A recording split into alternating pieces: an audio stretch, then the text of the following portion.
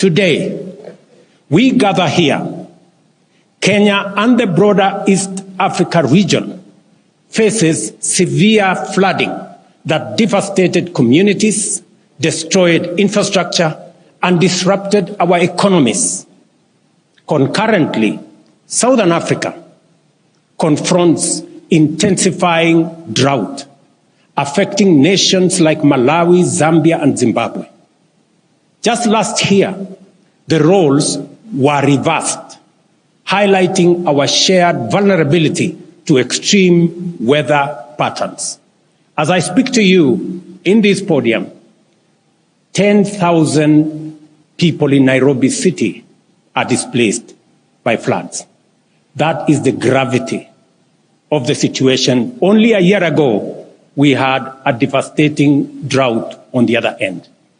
This new normal demands our immediate and united action to safeguard our collective future. This underscores the critical role of IDA for Africa Summit. As a cornerstone of financing for Africa, IDA has directed 75% of its total commitments, nearly $26 billion, to our continent in the last fiscal year, with African nations comprising 8 of IDA's top 10 borrowers. This support is not just financial. It is a lifeline for our development and also our stability. And your presence, personal presence, my friend Ajay Banga, in this meeting is a demonstration of the centrality of the discussions that will happen in this meeting and your personal commitment to this continent, which we appreciate. IDA stands out for its rapid and decisive action during crisis, distinguishing itself from other funding sources. Its demand-driven programs, combined with concessional loans of 40 to 50 years, empower borrowing nations to pursue sustainable long-term development strategies. And this is what we have been asking for.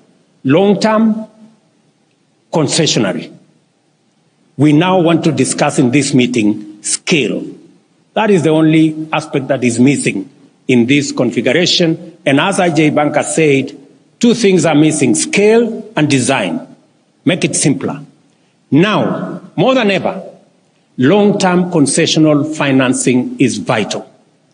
As many Africans and other developing nations face severe debt crisis, this financial strain hampers our efforts to combat climate change, transition to low-carbon economy, and adequately fund essential sectors like education, health, and social protection. We have frequently discussed the financial challenges that restrict our economic capabilities and reduce our investment in resilience and growth. High interest rates lead to unsustainable sovereign debt, complicate refinancing, and destabilize our currencies. Additionally, the rising cost of living, increased commodity prices, and supply chain disruptions severely impacting our food security, healthcare systems, and overall preparedness for response to crisis. Last year, we brought to global attention that African nations pay interest rates up to 5 times higher than typical World Bank IBRD rates. This year, the situation has worsened. Developing countries are now net contributors to the global economy, contrary to expectations of receiving net inflows.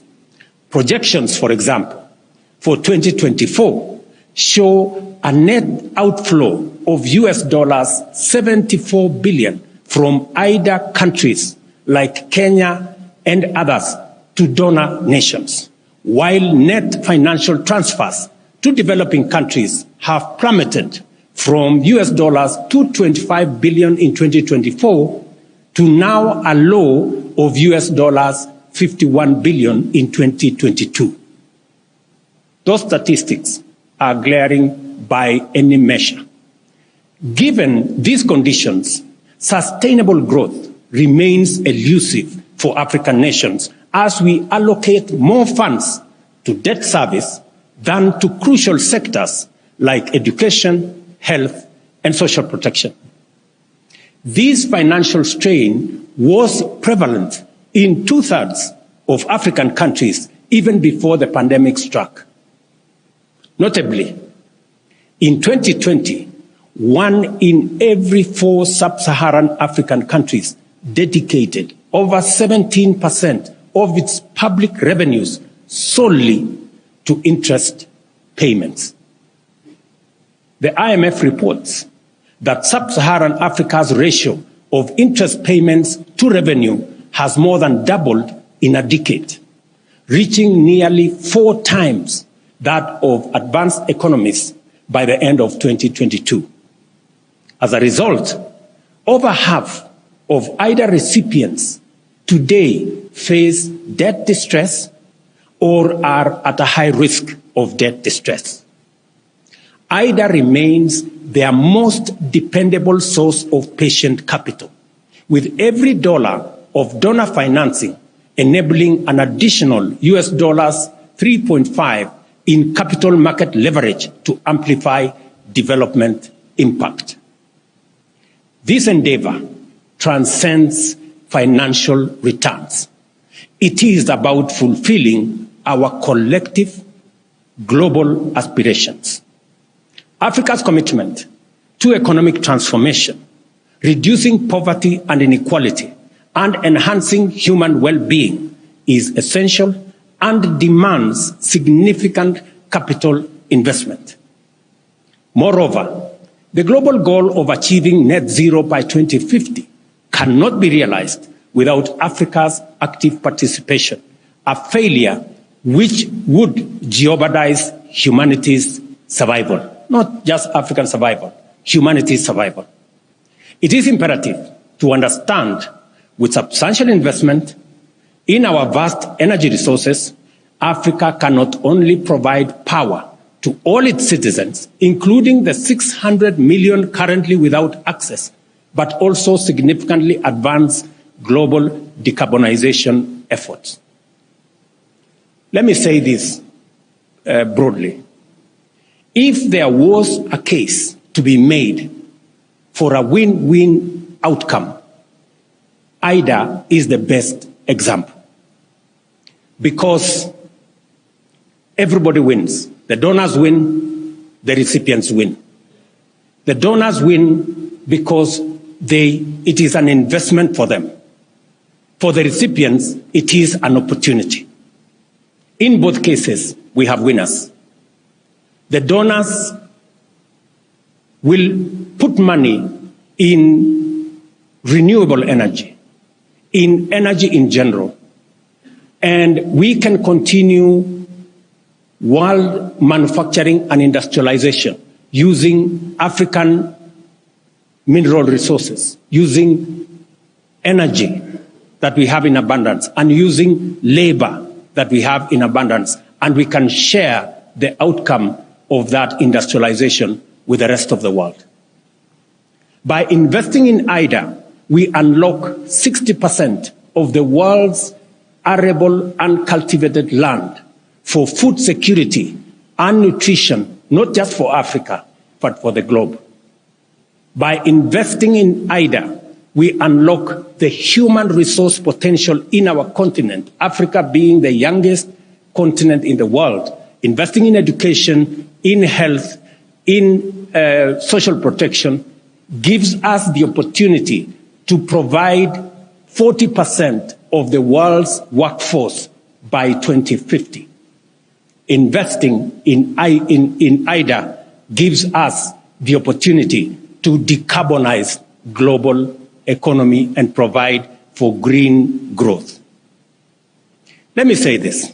Our continent possesses 60% of the world's prime solar resources, and our untapped renewable energy potential exceeds 50 times the projected global electricity demand by 2040. However, Realizing this requires a shift in investment strategies with affordable long-term capital at scale being central. Our proposal and request entail a vision for Africa-driven socio-economic development executed with transparency and inclusiveness, and our case is straightforward. Let me put it this way. Significant capital injection into IDA is crucial. The G20 independent expert group recommends tripling IDA's financing capacity to US $279 billion by 2030, while maintaining the essential concessional nature of its financing.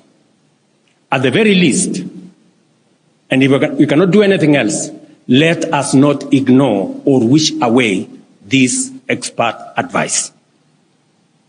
We seek not just funding, but a partnership for progress. African nations propose a robust plan for climate-positive growth, aligning with the Nairobi Declaration from last year's Africa Climate Summit to ensure stable, dignified, and sustainable livelihoods across our continent. Africa is poised to transform its agriculture, water security, and energy access while creating job opportunities for over 4 million youths entering the job market monthly and expanding our small and medium enterprises as well. Central to these opportunities is our commitment to African-led initiatives.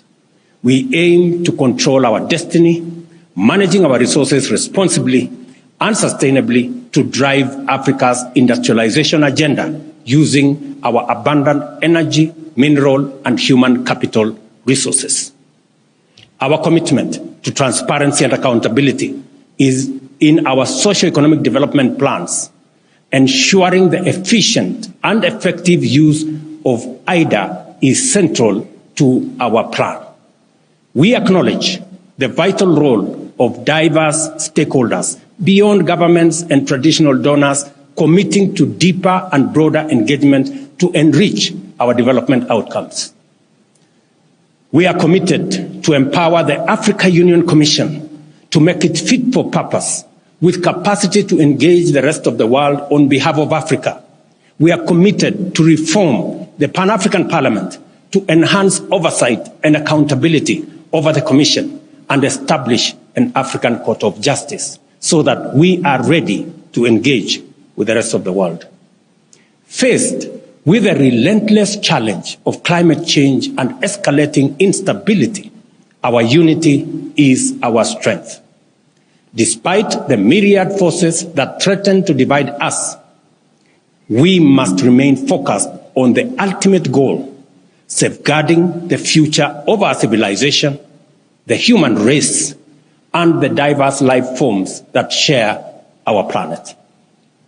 Africa is eager to contribute to the solution. Our continent offers a viable and promising pathway to a future of prosperity for all humanity, harnessing our rich resources and innovative spirit. IDA's efficiency and effectiveness make it a unique force for good. Africa recognizes this, and we don't take it for granted. We are setting an example with our ambitious plan for structural and systemic reforms underpinned by steadfast commitment to tangible results, transparency, and a robust partnership. Given the enormity of the challenge faced by African countries and its global implications as collective emergency, we call on our partners to meet us at this historic moment of solidarity and respond effectively by increasing their IDA contribution from the US $93 billion raised in 2021 to at least US $120 billion in 2024. As we make this call, we as African heads of state and government commit to play our part by taking deliberate and robust actions to improve fiscal discipline, increase domestic revenue mobilization, develop investor-friendly policies, and enhance anti-corruption measures. IDA exemplifies the best of global cooperation, characterized by compassion, lasting dedication, and a fruitful collaboration. By fortifying IDA, we do more than just honor these values. We significantly enhance our joint ability to tackle global challenges. Let us value and expand the reach and influence of this vital resource. Together, let us be bold, let us be ambitious, and let us act with conviction. Thank you, and God bless you.